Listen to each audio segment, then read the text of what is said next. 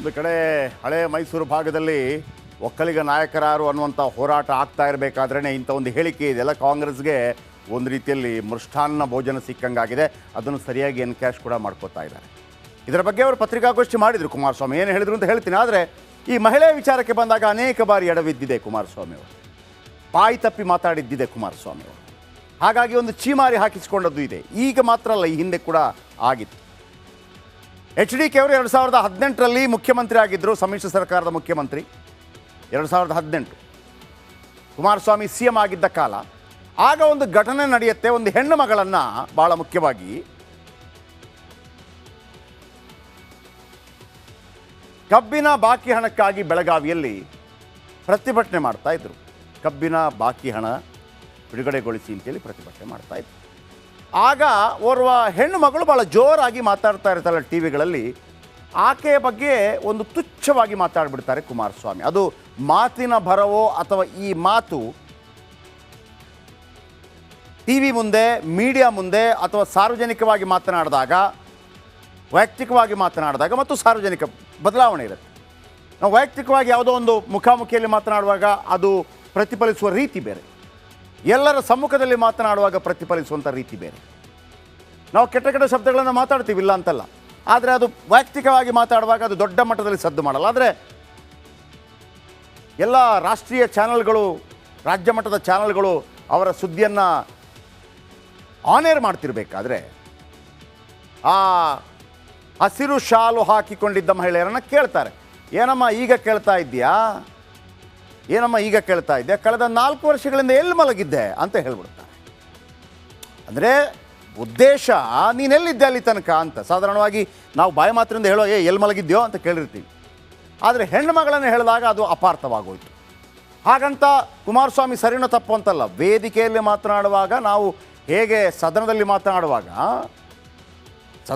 ಮಾತನಾಡುವಾಗ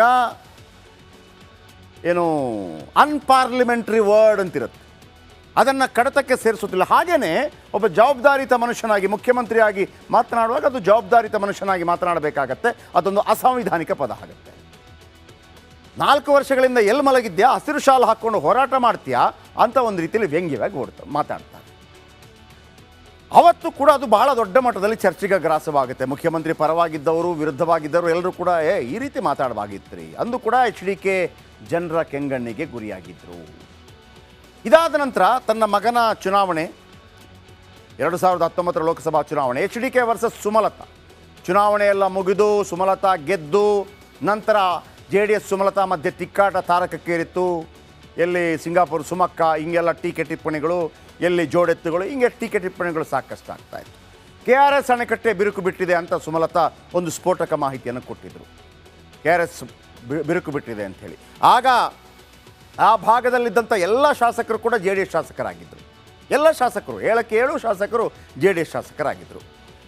ಇನ್ನು ಅದರ ಒಂದು BJP ಗೆದ್ದಿರುತ್ತೆ ನಂತರದ ಉಪಚುನಾವಣೆಯಲ್ಲಿ KR ನಗರ.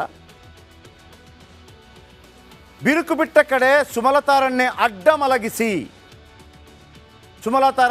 ಮಲಗಿಸಿದ್ರೆ ಎಲ್ಲ ಸರಿ ಹೋಗುತ್ತೆ ಅಂತೇಳಿ ಒಂದು ಉಡಾಫೆ ರೀತಿಯಲ್ಲಿ ಪಾಸಿಂಗ್ ಕಮೆಂಟ್ ಕೊಡುವಾಗ ಒಂದು ಉಡಾಫೆ ಮಾತು ಹೇಳಿಬಿಟ್ರು. ಕುಮಾರಸ್ವಾಮಿ ಮಾತಿಗೆ ಅವತ್ತು ಕೂಡ ಭಾರಿ ಆಕ್ರೋಶ ವ್ಯಕ್ತವಾಗಿತ್ತು.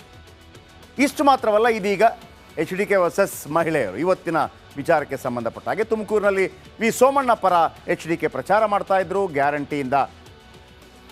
ಗ್ಯಾರಂಟಿಯಿಂದ ಗ್ರಾಮೀಣ ಭಾಗದ ಮಹಿಳೆಯರು ದಾರಿ ತಪ್ಪಿದ್ದಾರೆ, ಗ್ಯಾರಂಟಿಯಿಂದ ದಾರಿ ತಪ್ಪುತ್ತಾ ಇರುವಂಥ ಮಹಿಳೆಯರು ಅಂತೇಳಿ ಹೇಳಿಕೆ ಕೊಟ್ಟೇ ಬಿಟ್ಟರು. ನನ್ನ ಹಳ್ಳಿಯ ತಾಯಂದರು ಸ್ವಲ್ಪ ದಾರಿ ತಪ್ಪಿದ್ದಾರೆ. ಪ್ರಕಾಶ್ ರಾಜ್ ಹೇಳಿದಾಗೆ ಹಳ್ಳಿ ಭಾಗದಲ್ಲಿ ದಾರಿ ತಪ್ಪಿದ್ದಾರೆ ಅಂತಂದರೆ ಅರ್ಥ ಬೇರೆ ಕೊಡುತ್ತೆ. ಇದನ್ನು ಬೇರೆ ಸಂದರ್ಭದಲ್ಲಾಗಿದ್ದರೆ ಇಷ್ಟು ದೊಡ್ಡ ಸುದ್ದಿ ಆಗ್ತಾ ಇರಲಿಲ್ವೋ ಏನೋ. ಶತಾಯಗತಾಯ ಕಾಂಗ್ರೆಸ್ JDSನ ವಿಶೇಷವಾಗಿ ಕುಮಾರಸ್ವಾಮಿ ಮೇಲೆ, ವಿಶೇಷವಾಗಿ ಒಕ್ಕಲಿಗ ನಾಯಕನ ಮೇಲೆ ಮುರಿದು ಬಿದ್ದಂಥ ಸಂದರ್ಭದಲ್ಲಿ ಕಾಂಗ್ರೆಸ್ ಇದನ್ನು ದೊಡ್ಡ ಮಟ್ಟದಲ್ಲಿ ಮಹಿಳಾ ಅಸ್ತ್ರವಾಗಿ ಬಳಸಿಕೊಳ್ತಾ ಇದೆ. ಅದು ಎಲ್ಲಿ ತನಕ ಬಂದಿಲ್ಲತ್ತೆ ಕಾದು ನೋಡಬೇಕು. ಇದಾದ ತಕ್ಷಣ ಕುಮಾರಸ್ವಾಮಿ ಎಚ್ಚೆತ್ಕೊಂಡ್ರು.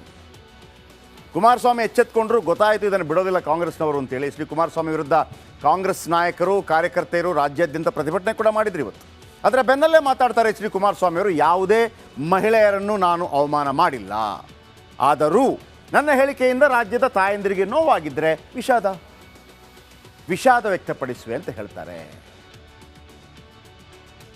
ಅದಾದಂಥ ಕೆಲವು ಪ್ರಮುಖ ಮಾಹಿತಿಗಳನ್ನು ಅವರು ಕೊಡ್ತಾ ಹೋಗ್ತಾರೆ. ಅವರ ಮಾತನ್ನು ಗಮನಿಸಿ.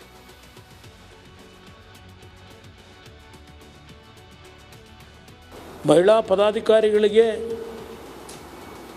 ಆ ನೋವನ್ನು ತಡ್ಕೊಳ್ಳೋಕ್ಕಾಗದೇ ಇರೋ ಅಂತ ನನ್ನ ಹೇಳಿಕೆ, ಪಾಪ ಅವ್ರ ದುಃಖಕ್ಕೆ ಒಳಗಾಗಿರ್ತಕ್ಕಂಥದ್ದೇನಿದೆ, ನಾನು ಈಗಲೂ ಆ ರೀತಿ ಯಾರಿಗಾದ್ರೂ ದುಃಖಕ್ಕೆ ಒಳಗಾಗ್ತಕ್ಕಂಥ ಸನ್ನಿವೇಶ ತಂದಿದ್ದೀನಿ ಅನ್ನೋದು ನಿಮ್ಮಲ್ಲಿದ್ದರೆ ನಾನು ಈಗಲೂ ವಿಷಾದ ವ್ಯಕ್ತಪಡಿಸ್ತೀನಿ.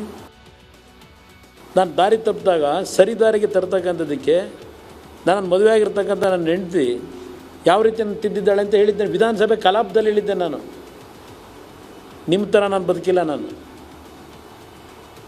ಈ ರಾಜ್ಯದ ಯಾವುದೇ ಮಹಿಳೆಗೆ ನನ್ನ ಹೇಳಿಕೆ ಏನಾದರೂ ನೋವು ಮಾಡಿದರೆ, ಯಾಕೆಂದರೆ ನಾನು ಅಪಚಾರ ಮಾಡಿಲ್ಲ. ನಿಮ್ಮ ಇಲ್ಲೇ ನಿಮ್ಮ ಉಸ್ತುವಾರಿ ಇದ್ದಾರಲ್ಲಪ್ಪ, ನಿಮ್ಮ ನೋಡ್ಕೊಳ್ಳೋಕೆ ಇಲ್ಲಿ ಇಟ್ಕೊಂಡವರಲ್ಲ, ಆ ಮನುಷ್ಯ ಏನು ಹೇಳಿಕೆ ಕೊಟ್ಟರು ಒಂದು 10 ದಿವಸದಿಂದ, ಹೇಮಮಾಲಿನಿ ಅವರು ಈ ರಾಜ್ಯದ ದೇಶದಲ್ಲಿ ಒಬ್ಬ ಪ್ರತಿಭಾನ್ವಿತ ಕಲಾವಿದೆ, ಆ ಹೆಣ್ಮಗಳ ಮೇಲೆ ಏನು ಹೇಳಿಕೆ ಕೊಟ್ಟರು ನೀವೆಲ್ಲ ಪತ್ರಿಕೆಯಲ್ಲಿ ಬರೆದಿದ್ದೀರಿ ಈಗಾಗಲೇ. ಅದ್ರ ಬಗ್ಗೆ ಕನ್ನಡ ಪದ ಹೇಳೋಕ್ಕಾಗಲ್ಲ, ಏಕೆಂದರೆ ಕನ್ನಡ ಪದದಲ್ಲಿ ನೀವು ಬರೆದಿರ್ತಕ್ಕಂಥದ್ದು ಓದಲಿಕ್ಕಾಗಲ್ಲ. ಅದು ನಮಸ್ಕಾರ, ಕರ್ನಾಟಕ ಪ್ರೈಮ್ ಟೈಮ್ಗೆ ಸ್ವಾಗತ. ನಾನು ಜಯಪ್ರಕಾಶ್ ಶೆಟ್ಟಿ. ಇಡೀ ಕರ್ನಾಡು ಇವತ್ತು ರೆಬೆಲ್ ಆಗಿ ನಿಂತಿದೆ. ಈ ಹಗರಣಗಳನ್ನು ಸದನದಲ್ಲಿ ಪ್ರಸ್ತಾಪ ಮಾಡಲು ಕೂಡ ಕಾಂಗ್ರೆಸ್ ಹಿಂದೇಟು ಹಾಕಿದ್ದೇಕೆ? ನಿಮ್ಗೆ ಸಂಬಳ ಅದಕ್ಕೆ, ನಿಮಗೆ ವಾಹನ ಅದಕ್ಕೆ, ನಿಮಗೆ ವೆಪನ್ ಅದಕ್ಕೆ, ನೀವು ಅದನ್ನು ಸೆರೆ ಹಿಡಿಬೇಕಾಗಿತ್ತು. ನೀವು ವಿದ್ಯುತ್ ಬರ ಇದೆ ಅಂತ ಹೇಳ್ತಾ ಇದ್ದೀರಿ, ಎಲ್ಲಿ ಬರ ಇದೆ ನೀವು ಹೇಳಬೇಕು. ಪಾಕಿಸ್ತಾನ್ ಆಕ್ಯುಪೈಡ್ ಕಾಶ್ಮೀರ್ ಅದು ಎಂದೆಂದಿಗೂ ನಮ್ಮದು. 40 ಮೆಷಿನ್ಗಳು ತಂದಿತ್ತು ನೋಟ್ ಎಣಿಸುವುದಕ್ಕೆ, ಅದೇ ಹಾಳಾಯಿತು. ಮಥುರಾದ ಗಲಾಟೆ ಇದೆಯಲ್ಲ, ಅದು ಸ್ಥಳೀಯವಾಗಿ ಕೂತು ಪರಿಹರಿಸಬಹುದಾದಂಥ ಕಾನೂನಿದೆ. ಅದು ಗ್ಯಾರಂಟಿ ಯೋಜನೆಯಿಂದ ನಷ್ಟ ಆಗಿದೆ, ಲಾಭ ಆಗಿದೆ, ದಯವಿಟ್ಟು ಹೇಳಿ. Dawood Ibrahim most wanted criminal ಯಾವಾಗಾದ ಅಂದರೆ ಇಲ್ಲಿ ತನಕ ಭಾರತ ದೇಶದಲ್ಲಿ ಓರ್ವ ದಲಿತ ಪ್ರಧಾನಿ ಆದಂಥ ಇತಿಹಾಸವೇ ಇಲ್ಲ.